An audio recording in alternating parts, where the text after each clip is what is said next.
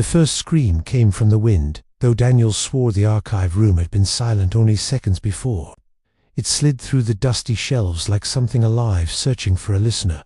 By the time the sound faded, Daniel realized his hands were already trembling above the ancient book. The underground archive beneath the old city library had been closed for years.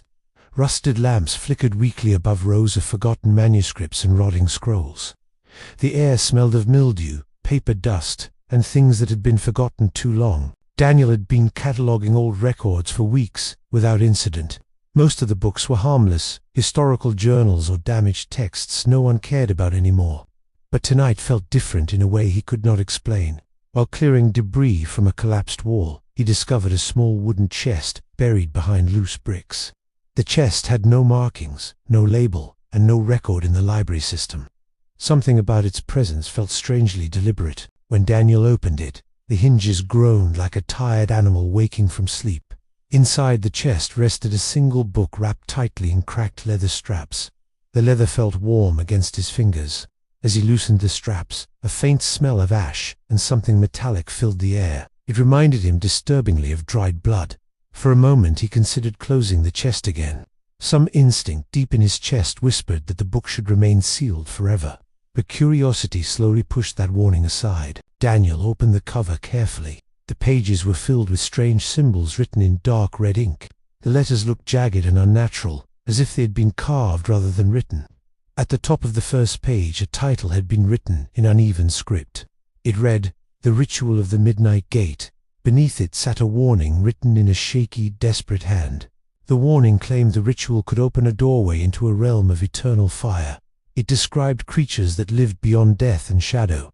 Most disturbingly, it insisted the gate could only open at midnight. Daniel laughed nervously to himself. Old manuscripts were filled with dramatic myths and exaggerated legends.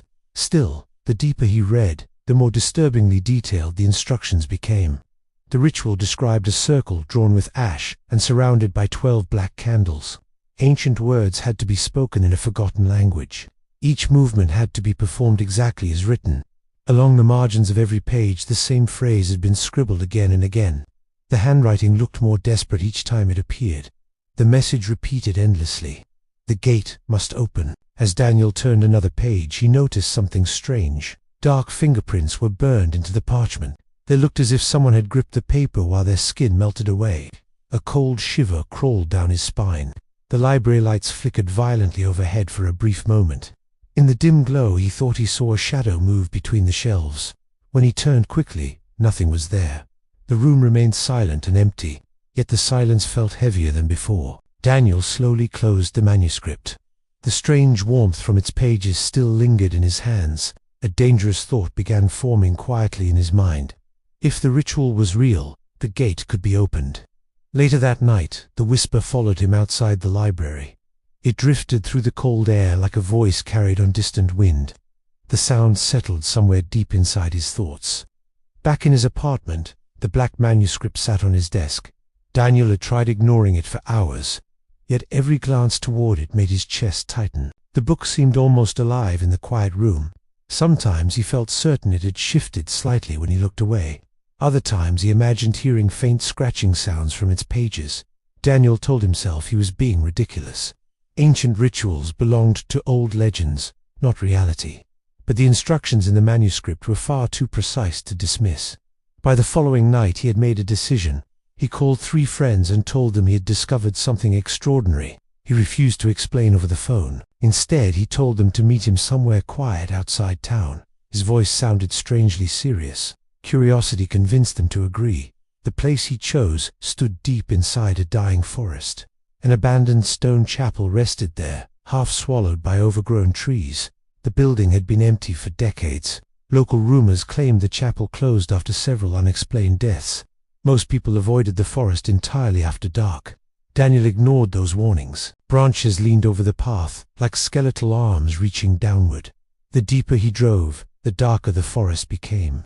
By the time Daniel arrived, night had already fallen. The chapel stood silent beneath a pale moon. Broken, stained glass glimmered faintly through empty window frames. Marcus arrived first, joking about ghost hunting. Sarah came next, clearly annoyed by the mysterious meeting. Ethan arrived last, quietly observing everything around them. Inside the chapel, the air felt strangely cold. Dust drifted through moonlight, streaming from shattered windows. The silence felt thick and unnatural. At the center of the room, Daniel had drawn a large circle using black ash. 12 dark candles surrounded the symbol like watchful eyes. The manuscript rested open in his hands. Marcus laughed when he saw the strange setup. He assumed Daniel had prepared some elaborate prank. Sarah rolled her eyes impatiently. Ethan studied the circle more carefully. The symbols inside it looked unfamiliar and unsettling. Something about them made him uneasy. Marcus asked Daniel what the ritual was supposed to prove. Daniel hesitated before explaining the manuscript. His voice sounded less confident than before. He told them about the ritual, capable of opening a gate beyond their world. The idea sounded absurd, even as he spoke it aloud. Yet the cold air inside the chapel seemed to thicken. At first, everyone laughed. The situation felt ridiculous and theatrical. But the silence of the forest slowly swallowed their humor. Even Sarah began glancing nervously toward the shadows gathering near the walls. Something about the chapel felt wrong. The building seemed to be listening.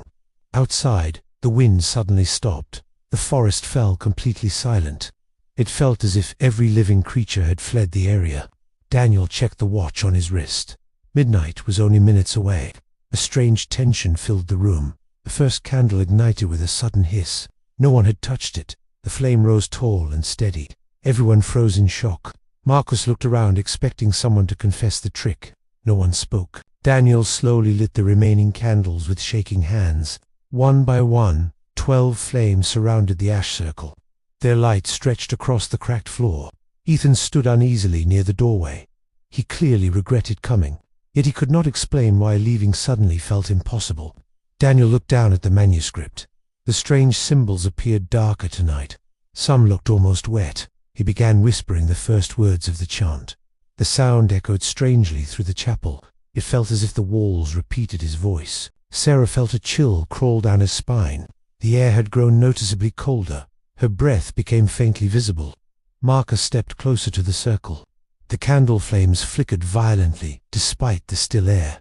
Their shadows twisted along the walls. Daniel continued chanting.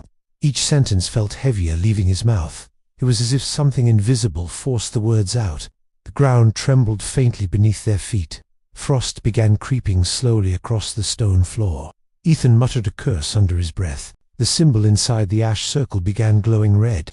Thin cracks spread through the stone floor beneath it. Something below seemed to be pushing upward. A deep groan echoed from beneath the earth. The candles burned brighter and taller. Daniel's voice rose as he spoke the final lines. The clock on his watch reached midnight. For one terrifying moment, everything became silent. Then something answered. A terrible tearing sound filled the chapel. It was like the sky itself ripping apart. The vibration rattled their bones. A thin crack appeared in the air above the circle. It looked like broken glass hanging in darkness. Slowly, it widened. Marcus stumbled backward in horror. He tried to speak, but no words came out. The sight stole his breath. A red glow pulsed beyond the crack. The light flickered like a distant heartbeat. Heat rolled into the room. Daniel stood frozen. The manuscript had slipped from his hands. He could only stare upward. The crack stretched wider with grinding noise. Darkness peeled from its edges like burning paper. Beyond it lay swirling fire. Something moved inside that abyss. At first, it looked like twisting shadows. Then long black limbs crawled toward the opening. They resembled monstrous spider legs. Ethan shouted for everyone to run. He grabbed Sarah's arm and pulled her toward the door.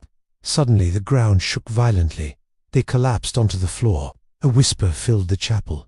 Countless voices spoke at once. The words made no sense. Yet the sound carried unbearable hunger. Marcus stared upward in terror. One shadow limb pushed through the gate. Its shape twisted like living smoke. 2 glowing eyes opened within it. The candles roared like torches. The ash circle cracked apart. Dust rained from the ceiling. Daniel realized the horrifying truth. The ritual had never meant to summon briefly. It had opened a passage, and the gate was still widening. Marcus screamed as the shadow touched the floor. The darkness stretched toward him hungrily. Its eyes burned like hot coals. He scrambled backward across the stone. The shadow followed slowly. Burn marks appeared where it touched. Sarah tried pulling him up. The whispers grew louder. Their heads throbbed painfully. Daniel grabbed the fallen manuscript. His eyes raced across its pages. The symbols pulsed under candlelight. A new passage appeared on the final page. Daniel read it with growing horror. The ritual demanded payment, a human soul. Without the sacrifice, the gate would continue growing. Nothing could stop what came through. Daniel's hands began shaking. Above them, more shadows pressed against the opening. Their shapes writhed impatiently. They waited to enter. The darkness wrapped around Marcus's ankle. He screamed as it dragged him toward the circle. Ethan grabbed his arms. The shadow resisted with terrifying strength. It stretched thinner, but never broke. The creature watched silently. Sarah looked at Daniel in terror. His expression told her everything. Something was terribly wrong. "There is only one way to close it," he whispered. The creatures pushed harder through the gate. The chapel trembled violently. All four realized the truth. One of them would not leave alive. Marcus finally broke free from the shadow's grip. His leg burned with deep wounds. He crawled away in panic. The first creature forced its head through the gate. Its face looked almost human, but charred black. Its teeth glistened. More limbs forced through the opening. Dust rained from the ceiling again. The gate had grown enormous. Daniel stepped slowly toward the circle. His friends stared in confusion. He placed the manuscript on the floor. His voice became calm despite his fear. He knew the truth. This had been his fault. "I opened it," he said quietly. Sarah shouted for him to stop. Daniel stepped into the circle anyway. The symbol glowed red beneath him. The creatures shrieked in fury. Daniel began speaking the final words. The gate trembled violently. The opening slowly began shrinking. Flames roared angrily. One shadow creature lunged downward. Its claws nearly reached Daniel's face. He spoke the final line of the ritual. The gate snapped shut. Silence filled the chapel. The candles burned quietly again. The shadows returned to normal. Only the empty ash circle remained, and Daniel was gone.